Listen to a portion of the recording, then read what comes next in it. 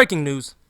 I'm not really going to beat around the bush with this because we all know why y'all here. All right, y'all want to hear about the details that have to do with the previous One for All users. All right, so I'm not even going to beat around the bush.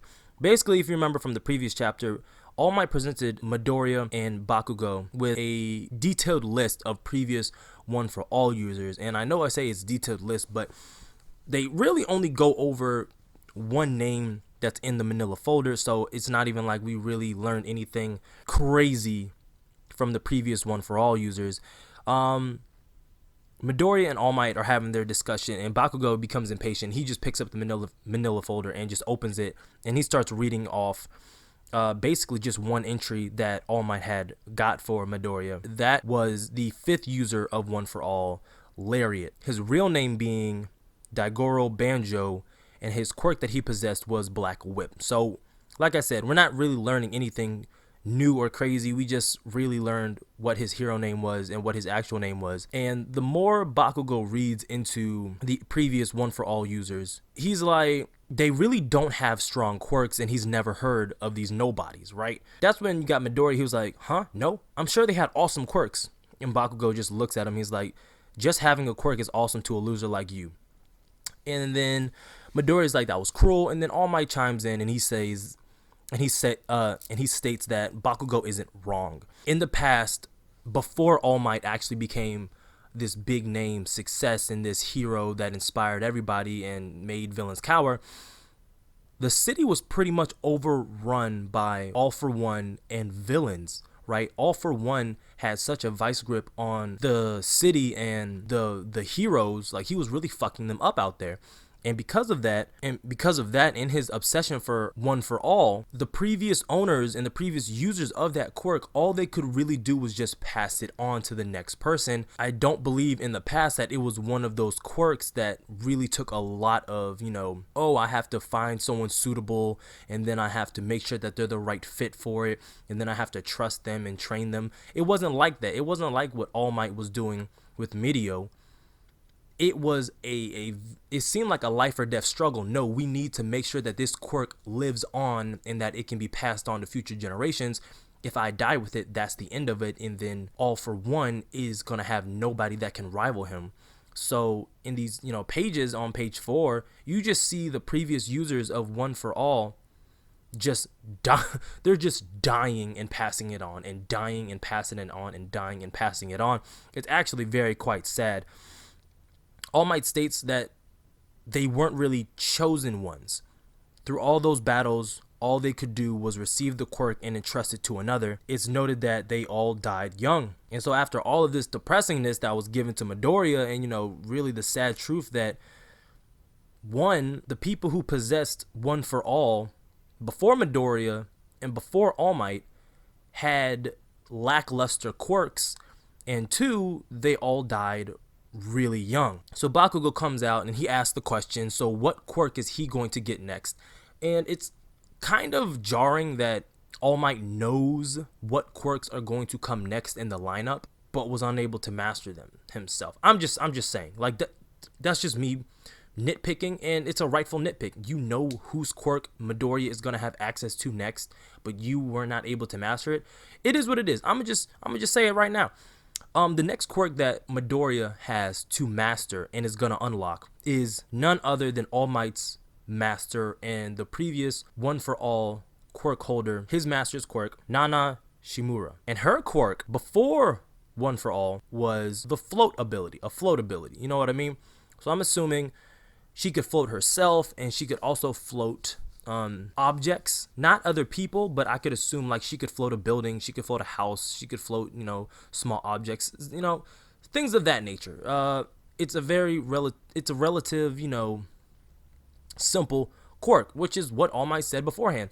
They were basically nobodies before they received the One for All quirk, and they had, Black Whip. He could shoot black energy whips out that were good for binding opponents and sticking to objects and allowing him to maneuver through the air very simply. Nana Shimura, she could float. Air Force ability, These are all very simple quirks. It's just the fact that there's so many of them.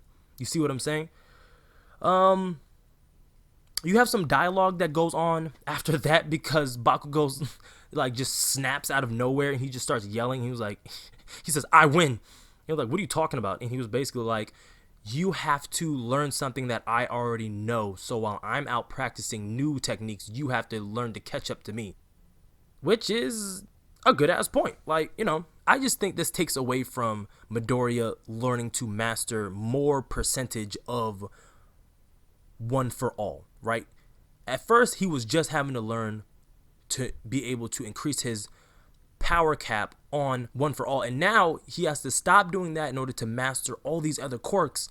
And yeah, it's adding to his repertoire, but at the same time, dude, you don't actually need those other quirks. You see what I'm saying? If you master 100% of one for all, that's really all you fucking need. Like, all these other quirks are unnecessary in my opinion.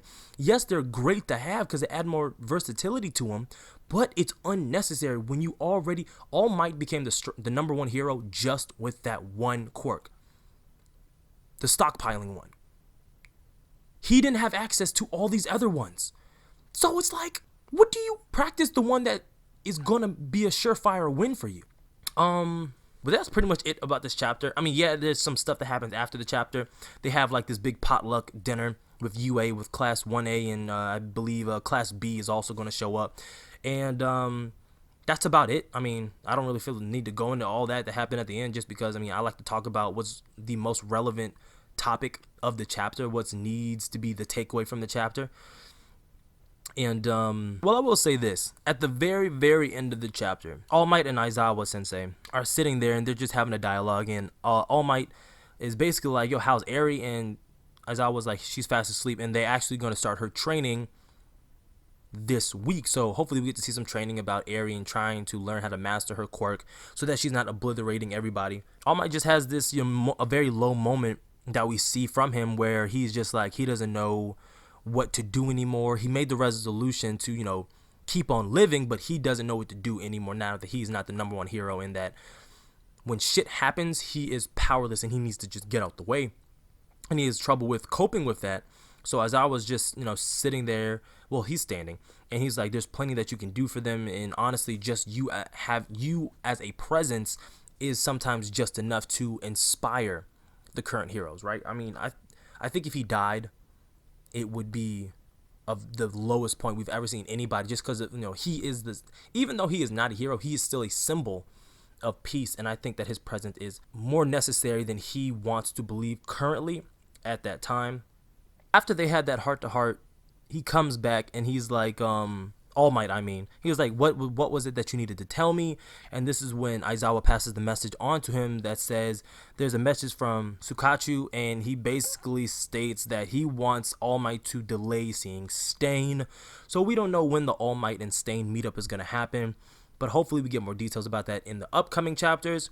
The very last page, we flash back to the hospital, and they're greeting the doctor, saying that it was a rare sight to see him. He says good morning. Then we get the little text box that say end of the month, and then we get a big pan out to the city and says that day heroes vanished from the city. So next chapter is going to be looking to be a very big chapter. Even this chapter was a huge chapter just off the strength that we got to. I mean, honestly, it was kind of a letdown. I'm not going to hold you. I tried to be optimistic, but I just can't. It was stated, I was hoping we would get to see the other one for all users and their quirks, people that we hadn't known about. I mean, of course, we found out Nana's quirk being float. I do like the fact that they're not OP quirks altogether. But I mean, if you have, once you start having, I mean, even just having two quirks is overpowered. You see what I'm saying? I mean, Todoroki, fire and ice. I mean, Jesus, one alone would be devastating, but the fact he has both. So Midori having like 7 or 8, depending if the other one for, I mean, it just depends. We don't know all of the quirks that they have, so it's kind of hard to say. I mean, the very first user of one for all doesn't have a quirk. All Might doesn't have a quirk, so those are 2 right there that Midoriya aren't going to have access to. We don't even know if the second and third user have quirks before that quirk, so realistically he might not have 8 8 quirks altogether. He might have even less than that. But this is all speculation. We will know more when the time comes. If you made it to the end, thank you for rocking with me. Go plus ultra and smash that subscribe button if you are new. Like the video, rate the video, comment on the video what you think, what the other quirks potentially might be. Share the video, and like always, keep it safe and wrap it tight. I'm out.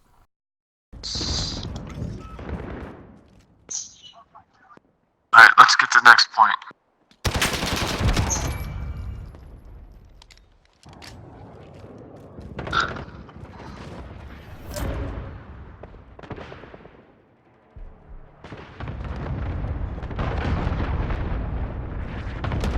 Gotta get to the HQ.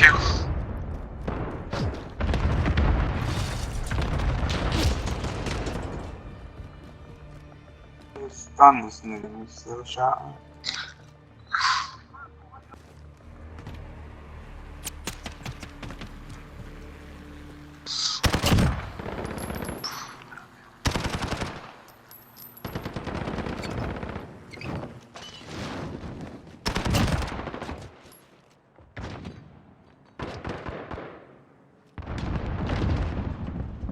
Let's get on the HQ. Come on. They're coming in.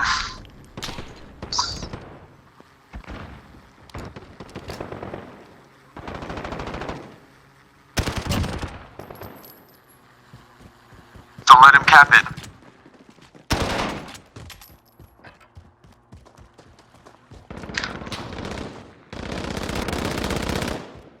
Got him, we got him.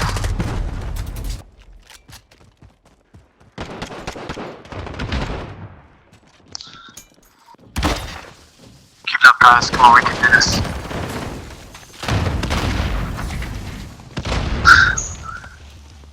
Oh, I got blown up.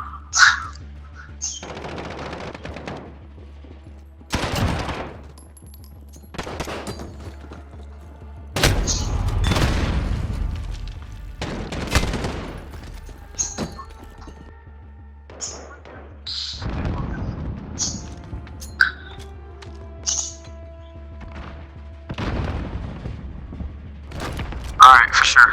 I'll pressure them.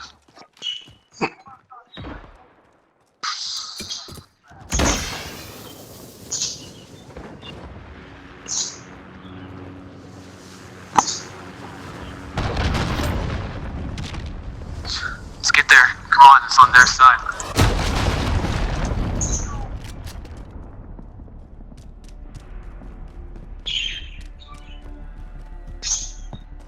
Package.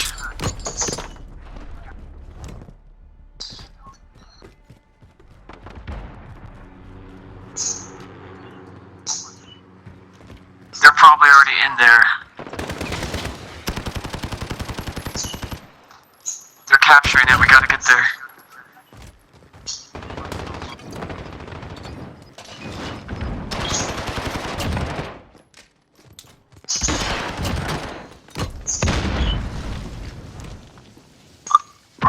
I'm coming. We're good, we're good.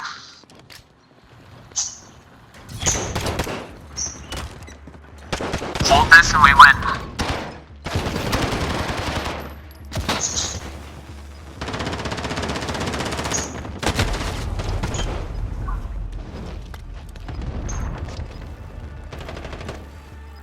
Hold it, hold it, hold it.